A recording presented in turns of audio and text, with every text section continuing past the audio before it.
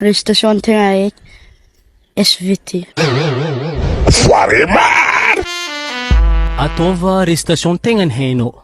Loso velo. Zegny zo restation zegny zo. Zay fikoleako. Ya, allo feky nataova. Loso velomany maboto arô andeha taiza yae. Bonjour Madame Lundi, comment va Madame Mardi?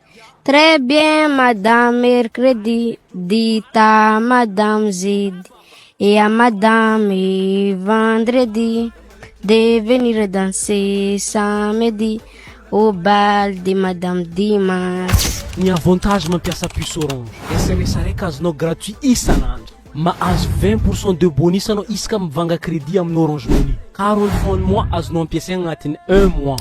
Prestation tegna eky SVT.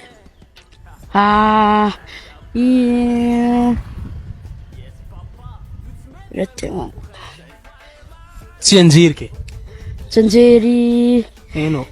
eky hira ndraiky hira ampirenena. Ya, ataova. Ry tany ndrazany malalo, ry Madagasikaraso, ny fitiavany anao tsy miala fa ho anao jire toko. Taionao zanahary, tinosy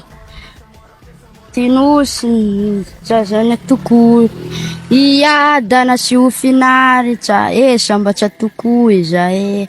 Frère Zach, Zanaki Zach, dormez-vous, Zanaki Doudou, salé les mantines, Zanaki Tantine, dit dindon, Zanaki Tonton, Rina Bonbon, Zanaki Salon.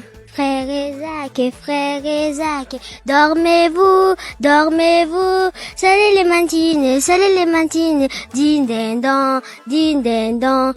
Zay ka tsy magnano récitation. Tsy magnano, tsy anjery ke. Tsy magnano sanjika. Fa tsy magnano feky. Sa tsara nagnano. Aby ndraiky mbola te4. Ino ny azonao honogno basa? Dada Sineny. Ataova ko. Dada Sineny ny tiako sy mamako njinja tany de Dada Sineny.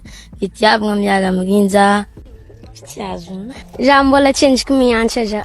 Mbola tsendriky mianatra?